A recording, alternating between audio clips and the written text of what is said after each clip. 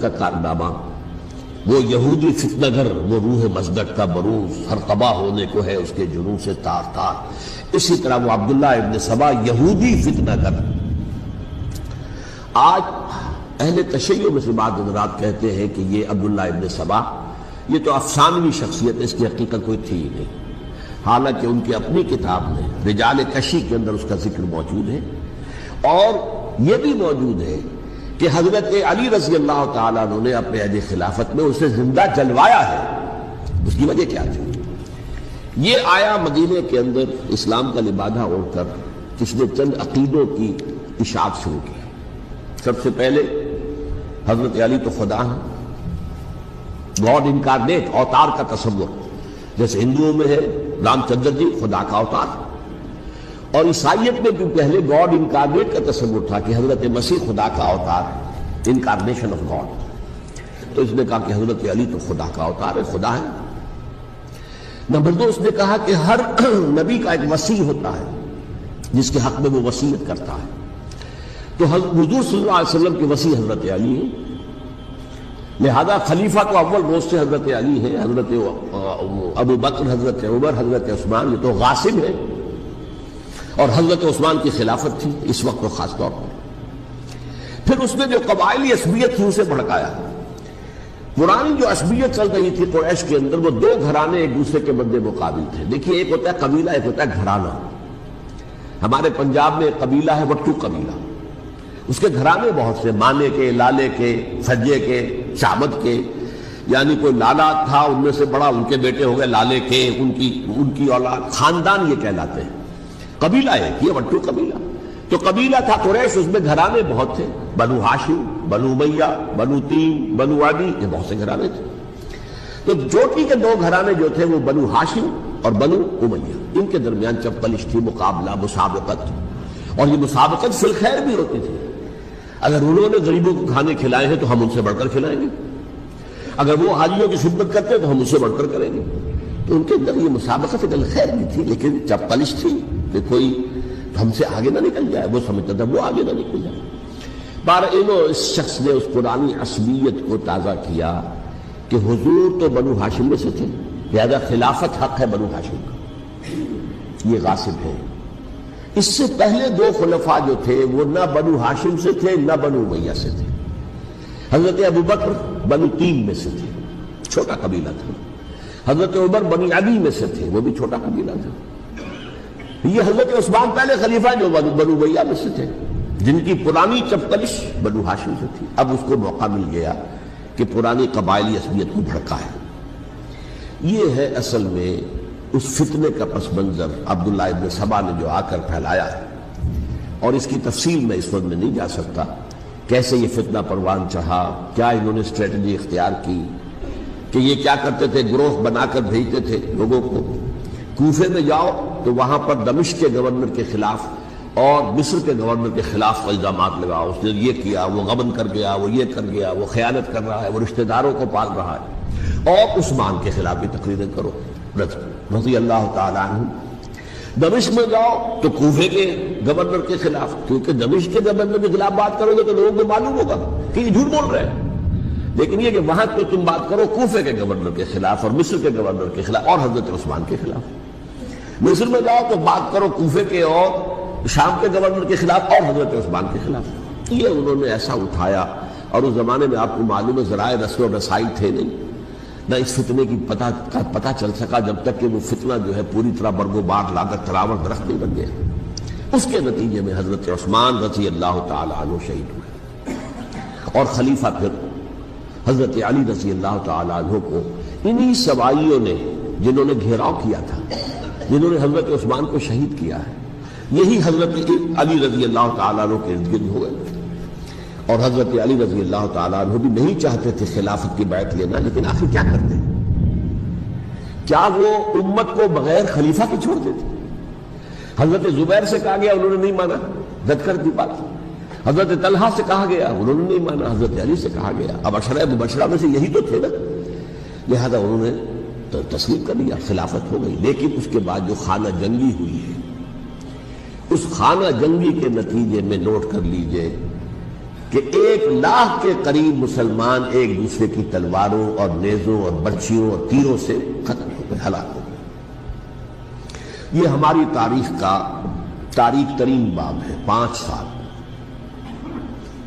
4.5 سال حضرت علی کی خلافت کے اور 6 مہینے حضرت حسن کی خلافت کے رضی اللہ تعالی عنہ۔ اس سے کیا ہوا کہ ایک طرف تو اسلام کی جو توسیع ہو رہی تھی، تھمتا نہ تھا کسی سے سیل رواں ہمارا، وہ سیلاب رک گیا، انٹرنل سیبوٹاج ہو گئی نا، اب تو اندر ہی آپس ہی میں اگر دست و گریبان ہو گئے تو باہر اب کیا توسیع کرتے ہیں، وہ توسیع کا عمل رک گیا۔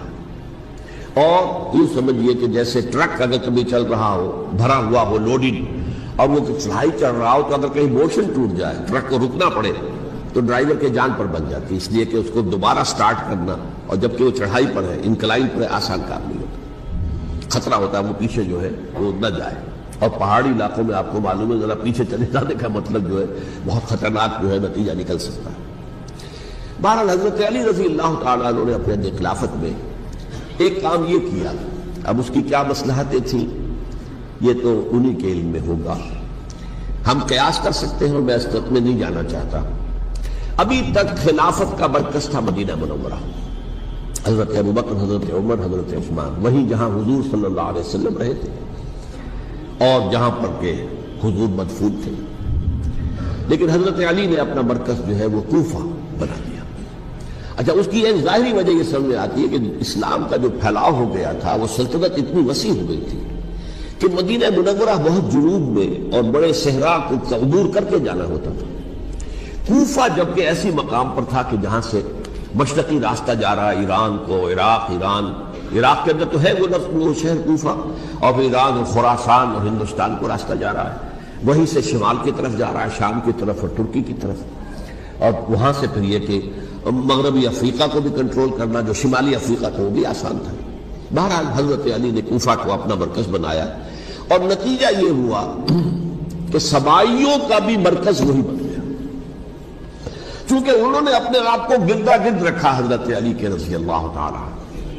اب ظاہر بات ہے کسی پرٹیکولر پرسن کے خلاف تو کوئی مقدمہ موجود تھا نہیں، بلکہ جب جنگ جمل ہو رہی تھی، ابھی جنگ نہیں ہوئی تھی، حضرت عائشہ، حضرت طلحہ، حضرت زبیر وہ لے کر آئے تھے لشکر اس مطالبے کے لیے کہ حضرت عثمان کے قاتلوں کو سزا دی جائے، قصاص لیا جائے۔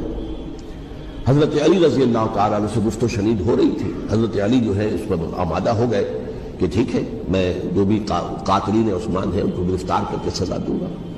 این اسی وقت کوفے کی مسجد کے اندر جو ہے 10,000 کا مجمع کھڑا ہو گیا، ہم سب قاتل عثمان ہیں، لو ہم سے بدلہ کہاں سے ہوگا۔ اور انہوں نے کیا کیا، جاتے ہی جنگ چھیڑ دی، جب چھڑ جائے تو یا مرو یا مارو، اس کے سلامت کو چارہ کار ہوتا ہی نہیں۔ ایک رات میں 10,000 مسلمان شہید ہوئے، جن میں 2 عشرہ مبشرہ میں سے حضرت زبیر اور حضرت طلحہ رضی اللہ تعالیٰ عنہ۔ تو یہ صورت تھی، سبائیوں نے گھیراؤ کیا حضرت علی کا رضی اللہ تعالیٰ۔ حضرت معاویہ دعوے دار نہیں تھے خلافت کے، قطعاً نہیں، ان کا صرف ایک دعویٰ تھا، اور وہ یہ تھا کہ عثمان کے قاتلوں کو گرفتار کرو، یا خود سزا دو یا ہمارے حوالے کرو، ہم اس سے قصاص دیں گے۔ اس لیے کہ قبیلہ بنو امیہ کا تھا، اور حضرت ابی معاویہ بنو امیہ میں سے، تو ایک خاندانی طور پر جو ہے ہم قصاص لیں گے ان سے جنہوں نے قتل کیا ہے حضرت عثمان۔ لیکن یہاں ظاہر بات ہے کہ حضرت علی رضی اللہ تعالیٰ عنہ کی طرف سے مطالبہ یہ ہوتا تھا تم پہلے میری بیعت کرو، میرے ہاتھ مضبوط کرو تاکہ میں ان کے خلاف تو اقدام کر سکوں۔ لیکن انہیں یہ اندازہ تھا کہ اگر میں نے بیعت کی تو ظاہر بات ہے کہ حضرت علی تک پہنچنے سے پہلے مجھے گردن اڑا دیں گے یہ لوگ، اس لیے کہ سبائی جو ہے وہ آپ کو گھیرے ہوئے۔ بہرحال ایک عجیب الجھاؤ، ایک ڈائلیما تھا جس کی وجہ سے یہ جنگ چلتی رہی، اور حضرت علی رضی اللہ تعالیٰ عنہ کو انہی کے شیعان علی ہی کے اندر سے وہ جماعت علیحدہ ہوئی تھی جس کو ہم خوارج کے نام سے جانتے ہیں، اور ایک خارجی ملجم ابن ملجم ہی نے حضرت علی کو شہید کیا رضی اللہ تعالیٰ عنہ۔ پھر حضرت حسن رضی اللہ تعالیٰ عنہ، اب دیکھیے کس قدر صحیح بات تھی جو حضرت علی رضی اللہ تعالیٰ عنہ نے فرمائی جب ان سے کہا گیا کہ کیا ہم آپ کے بیٹے حسن کے ہاتھ پر بیعت کر لیں رضی اللہ تعالیٰ عنہ۔ فرمایا نہ میں تمہیں اس کا حکم دیتا ہوں نہ میں اس سے روکتا ہوں، یہ تمہارا معاملہ ہے، امرہم شورا بینہم، تم اپنے باہمی مشورے سے جو فیصلہ کرو گے ٹھیک ہے، میں نہ حکم دیتا ہوں نہ روکتا ہوں. اس کا کیا مطلب ہے؟ باپ کے بعد بیٹے کی خلافت ہرگز حرام نہیں ہے، ورنہ کہتے کیسے ہو سکتا میرا بیٹا؟ نہیں، یہ نہیں کہا. حضرت عمر سے بھی کہا گیا تھا کہ اپنے بیٹے کو نامزد کر دیں، عبداللہ ابن عمر کو، تو انہوں نے جواب میں کیا کہا؟ اسے تو طلاق دینے بھی نہیں آتی. انہوں نے اپنی کسی زوجہ کو طلاق دی تھی اور اس میں جو صحیح ترین طریقہ ہے وہ اختیار نہیں کیا تھا. انہیں طلاق دینے تک نہیں آتی تو میں اسے خلیفہ بنا دوں. یہ نہیں کہا تھا کہ باپ کے بعد بیٹا خلیفہ نہیں ہو سکتا، یہ تو نہیں تھا. کہیں حرام نہیں ہے، نہ کتاب و سنت میں، نہ کوئی حدیث ہے، نہ کہیں قرآن مجید میں. تو حضرت علی نے بھی فرمایا رضی اللہ تعالی، نہ میں روکتا ہوں نہ حکم دیتا ہوں، یہ تمہارا اپنا معاملہ ہے. بہرحال حضرت حسن رضی اللہ تعالی عنہ نے حضرت امیر معاویہ سے صلح کر لی، خلافت ان کے سپرد کر دی. دیکھیے، میں حضرت ابوبکر، حضرت عمر، حضرت عثمان، حضرت علی کے ساتھ حضرت حسن کے دور خلافت کو بھی خلافت راشدہ میں سے سمجھتا ہوں. اور تبھی 30 سال پورے ہوتے ہیں اس حدیث کے مطابق کہ حضور نے فرمایا خلافت 30 برس رہے گی، پھر ملوکیت آ جائے گی. تو حضرت حسن کا بہت بڑا کارنامہ یہ ہے کہ اس خانہ جنگی کا دروازہ بند کر دیا. اور یہ پیشن گوئی تھی حضور کی صلی اللہ علیہ وسلم. حضرت حسن کو جو بچے تھے حضور کے انتقال سے پہلے، میرا یہ بیٹا مسلمانوں کے 2 گروہوں میں صلح کرائے گا، یہ حضور کی پیشن گوئی تھی. اور وہ پیشن گوئی حضرت حسن کے علم میں بھی ہوگی یقیناً. بہرحال انہوں نے صلح کی حضرت امیر معاویہ کے ساتھ رضی اللہ تعالی عنہ، خلافت ان کے حوالے کر دی اور کچھ شرائط تھی طے ہو گئی. اللہ خیر صلی. حضور کی تو یہ پیشن گوئی جو ہے صحیح ثابت ہوئی کہ میرا یہ بیٹا مسلمانوں کے 2 بڑے گروہوں کے درمیان صلح کرا دے گا. اور سبائیوں نے انہیں تعنے دیے، یا عار المومنین، اے مومنوں کے لیے موجب عار، موجب شرم، تم نے بزدلی دکھائی، تم نے امیر معاویہ کو خلیفہ تسلیم کر لیا، تم نے بزدلی دکھائی. معاذ اللہ ثم معاذ اللہ ثم معاذ اللہ. اب میں کچھ باتیں حضرت امیر معاویہ کے بارے میں کہنا چاہتا ہوں، اس لیے کہ وہاں اس میں نے حضرت معاویہ کے بارے میں یہ تو بہت شدت کے ساتھ کہا تھا، اور میں اب بھی اس پر قائم ہوں اور پوری طریقے سے قائم ہوں. میرا مستقل موقف یہی ہے کہ حضرت معاویہ رضی اللہ تعالیٰ عنہ کے دور خلافت کو ہم خلافت راشدہ میں شامل نہیں سمجھتے. اہل سنت میں سے کوئی بھی نہیں سمجھتا.